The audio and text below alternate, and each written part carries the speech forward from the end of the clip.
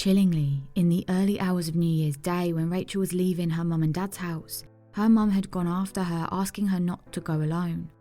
Whilst outside with her, she'd noticed that a man was not too far in the distance and he would have been able to hear their conversation. The police later confirmed that the man Rachel's mum had seen at the end of the street was in fact their suspect. This is Red Rum, stories about the true victims of crime. Episode 66, Rachel Moran. Rachel Moran was born in January 1981 into a family of 5, making her the 6th member. She was born in Ireland and spent the first 6 months of her life there, along with her siblings Kerry, Wanda and John, before the family moved to Hull in the UK. By the age of 3, Rachel was already an incredibly happy child and found a love for looking after other children her age while she was at preschool. Rachel learnt to dance in her early years and she began performing on stage. A great source of comfort and bonding for Rachel and her mum was having to make all of the costumes full of sequins and intricate embroidery. Whilst attending these dance lessons, she met and became best friends with a young girl called Saoirse. Rachel was a good student and progressed through school with ease, eventually beginning her A-levels. But when she was partway through them, she dropped out to go to Hull College to study IT. She set up her own website and did well in the course, but eventually she decided she wanted to earn some money. It wasn't long before she started working at a hotel, and after that she returned to college to enrol on a cabaret course. Whilst there, she met and started dating a boy called Mark. By this time, Rachel was 19 and she'd never really had a boyfriend before, so this was a big deal to her and both of her parents. Soon after that, Rachel moved into Mark's family home where he still lived with his mum over in Preston, the town just over from Hull. After that, she and Mark got a council house in Hull just under a mile away from her mum and dad's house, and she started working in a children's play school nearby. Rachel continued to visit her mum and dad often, sometimes daily, and as it was only 3 or 4 minutes to drive from their house to hers, her parents would usually take the car and drop her off, especially if it was dark out. Christmas 2002 came along, and Rachel, who loved Christmas more than anything, helped to decorate the tree in her family home. Rachel and Mark often spent Christmas at their own parents' houses, and then they might reconvene for New Year's or even slightly after. They did that every year, and it worked for them. This year was a little different though, because she and Mark had just gotten 2 kittens that needed looking after. Mark had gone to his family home in Preston and Rachel to hers in Hull, but she knew she'd have to go home in the evenings because she couldn't leave the kittens alone. Mark did come home between Christmas and New Year's and told Rachel that he would stay in to look after the cats that evening so that she could go and hang out with her brother John to celebrate that New Year's Eve. Rachel got ready, all dressed up, applying her makeup and doing her hair, and she left the house with her brother at around 6:30 p.m. They were only going round the corner to their local pub, so it didn't take long to get there. Rachel celebrated the night at the pub, which turned out to have lots of people there in fancy dress, and she and her brother John returned back to the family home at around 1:20 a.m. Rachel picked up the phone and called Mark to check in on how he and the kittens were doing, but she soon found out that Mark had left them alone. He'd gotten a last-minute party invite and had gone to that, so the kittens were left at home alone. Rachel's mum said they would be fine. They were indoor kittens and would be fine for one night on their own, but Rachel was pretty upset. She went upstairs, changed into her trainers, and then began the short walk back to her house to look after the kittens. Rachel's mum Wanda got up from where she was sitting in the other room and followed Rachel outside. She tried to reason with her, asking her not to go. She and Rachel's dad Ray had been drinking that night, so couldn't drive her home as they usually would. But Rachel was adamant that it was close. She'd call her mum when she got home and she'd be fine. Wanda continued to try and get her to stay, but Rachel was an adult and she'd made her decision. She was going. While standing just outside of the house, Wanda noticed a man at the end of the street. It was dark and she couldn't see him in detail, but for a moment, she considered asking him to make sure Rachel got home safe. She quickly decided against that, realising how desperately insensible it was. And with that, Rachel again told her mum she'd be fine, walked down the road and off into the night. It was only a 20-minute walk, and so after not getting a phone call after that time, Wanda decided to call Rachel at her home, but there was no answer. Perhaps she was still walking. She waited a few more minutes and then called her mobile phone, but again, there was no answer. She tried calling again 10 minutes or so later on both the home phone and on her mobile, but still there was no answer. After that, she considered waking up Rachel's dad or brother, but they'd all had a bit to drink and none of them could drive safely. Even if they walked there, Rachel obviously wasn't at home. It was most likely that she'd left the house again and gone looking for Mark. By 4:30 a.m, around 2.5 hours after Rachel had left the family home, Wanda decided she should go to bed. She couldn't get hold of Rachel, and the most likely explanation was that she had gone to follow Mark to the party just a few miles away, and there was no way to confirm it, but there was nothing she could do until the morning. The morning soon came, and with no messages or calls from Rachel overnight, both Wanda and Ray tried her phone again. Her landline wasn't answered, and now her mobile phone was unable to connect. Ray drove round to Rachel's house, but no one answered the door, and he couldn't get in. Eventually, Rachel's brother John did manage to get through to the house phone, and it was Mark who picked up, but what he said was chilling. He'd ridden his bike home at around 7 a.m. that morning, and Rachel hadn't been there. And it was clear to him that she'd never even arrived home that night. The cats hadn't been fed, and none of the clothes she'd been wearing that night before were at the house either. It was clear that something was very wrong. Wanda and John drove straight to the police station to report Rachel as missing. 2 officers made their way round to Rachel's place to have a look around, where they found nothing suspicious, but also no sign Rachel had been there at all last night. Meanwhile, Rachel's family were out and about, not really knowing where to look, but looking anyway. The police discovered that there had been no activity on Rachel's mobile phone or on her bank accounts. She hadn't contacted her boyfriend Mark, and after conducting house-to-house inquiries along the route Rachel would have taken home, and with no leads, the officers were now extremely worried for Rachel's safety. At 5:30 p.m. on the 6th of January, the team investigating Rachel's disappearance made the decision to significantly step up the scale of the investigation. The senior investigating officer noted that the area Rachel had gone missing from bordered a North Hull estate known for its high crime levels and social deprivation. The area was surrounded by poor quality concrete built flats and houses, and the pubs and shops nearby were bleak and unwelcoming. The route itself was a brightly lit road, and the main walking route would have been by footpath right next to that main road. It wasn't long before Rachel's disappearance was huge media news. Her face was on every news channel from BBC to ITV, and the story flooded the front page of most newspapers over the following few days and weeks. The police maintained that this was a missing persons case, but were aware that time was of the essence and they needed to work quickly.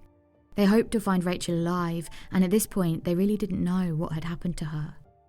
The investigating team conducted a thorough search of Rachel's family home, and Wanda gave them her DNA and fingerprints, as well as a detailed description of what she was last wearing.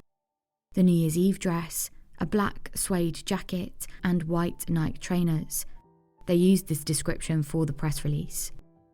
It became clear, however, that investigators began to think the worst when they began searching drains and fields nearby Rachel's house, and they upgraded the case to a murder inquiry. The police obviously had to question everyone close to Rachel, and this included her partner and the man she lived with, Mark. They conducted a videoed interview with him where he answered in short sentences or just a word or two at a time. He was clearly nervous and very uneasy. What struck the investigating officer as odd was that Mark didn't ask any questions about Rachel. He'd also initially said that he thought Rachel's mum and dad were acting too quickly on going to the police, assuming there was some kind of explanation as to why Rachel wasn't at home and hadn't called. He soon realised he was wrong about that. The SIO decided he needed more information on Mark. A point of suspicion for the officers was that Mark had some kind of association with a known criminal who, just a few years earlier, had been arrested in connection with a murder. And separately, Mark had just assaulted a witness that the police had interviewed just days earlier. With that, Mark was officially listed as a suspect.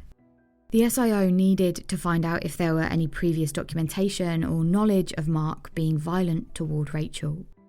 He found nothing, but the investigation into Mark continued.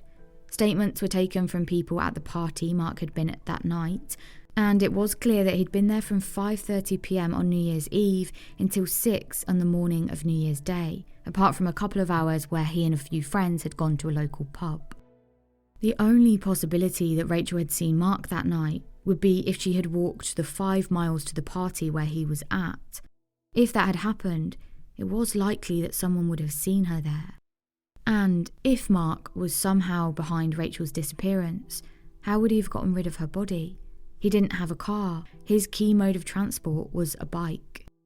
Alongside Mark, other suspects included old boyfriends, other friends or family friends, and ultimately the idea of a stranger who had abducted Rachel on her walk home.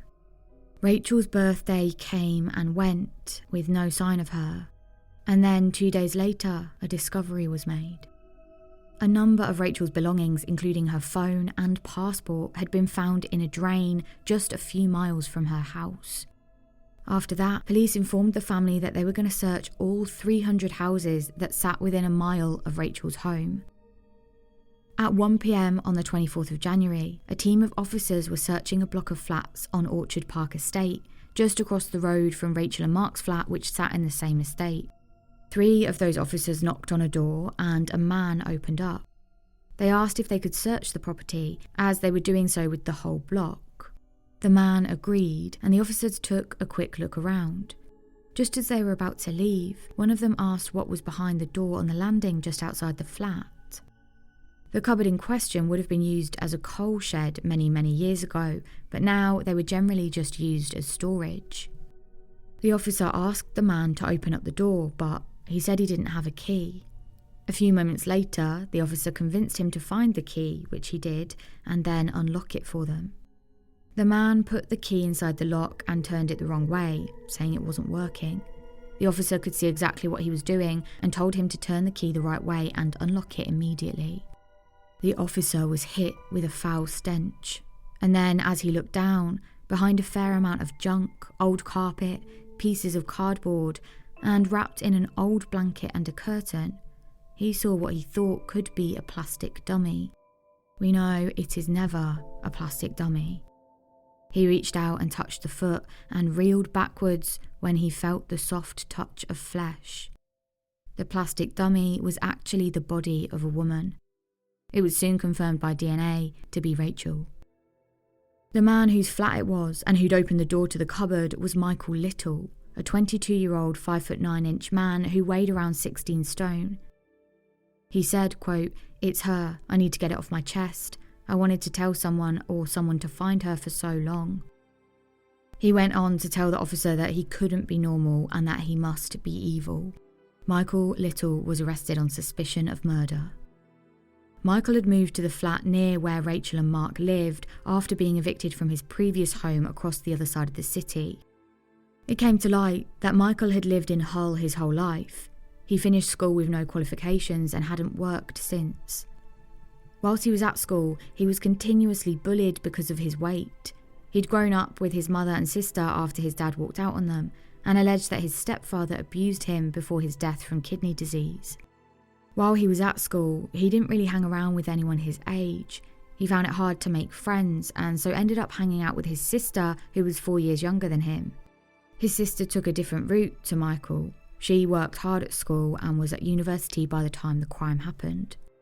Michael spoke fondly of his mother and regularly talked about her through the preceding weeks and months.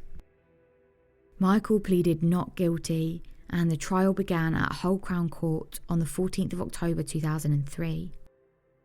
It was clear from early on in the investigation that Rachel and Michael didn't know each other, but Michael's flat window had a clear view of the street below that Rachel would have used almost daily. It's likely he'd seen her a number of times from that window before that fateful night. At trial, the defence suggested that Rachel and Mark's relationship may not have been as comfortable and happy as her family had made out, and that she may have been, quote, open to offers.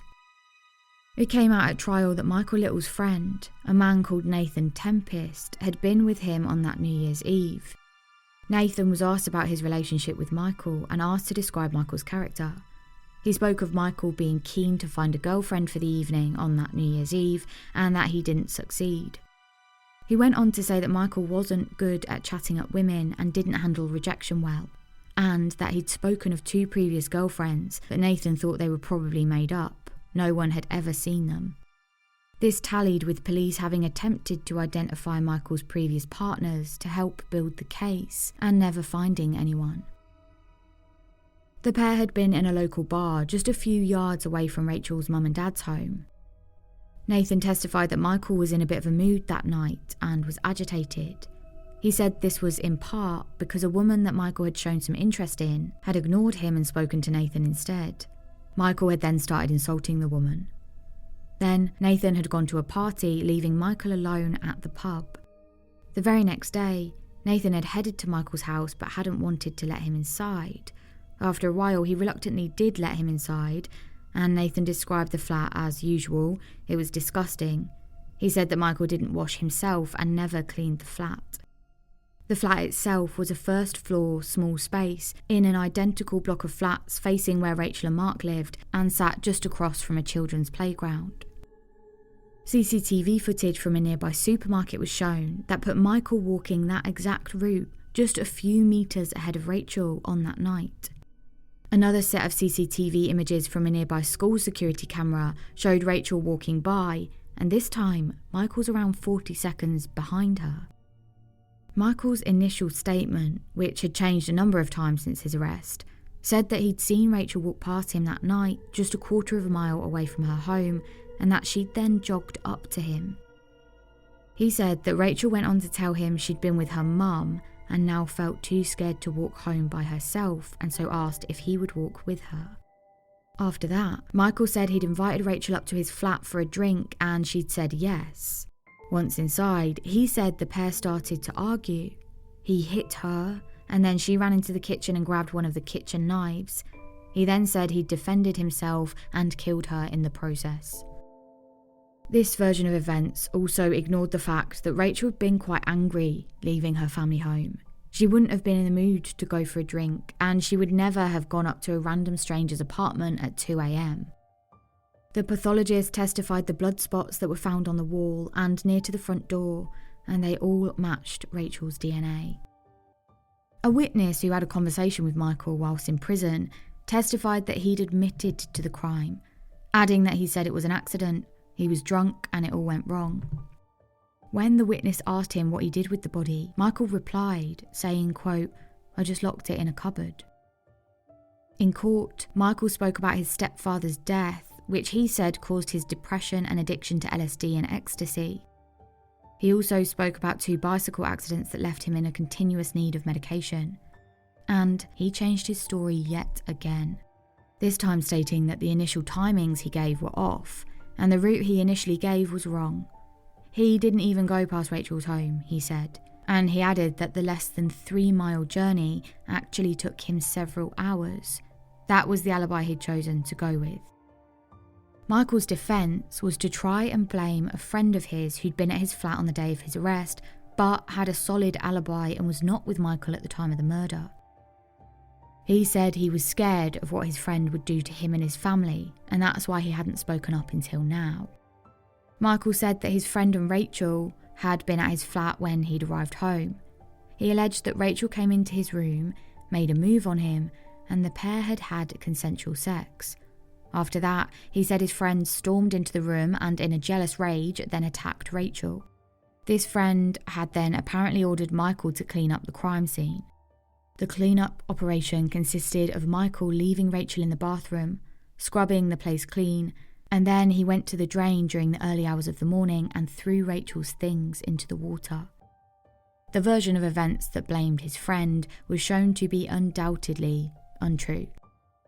The reality of the situation was that Michael had dragged Rachel across the grass, as evidenced by bruising to her knees and shins.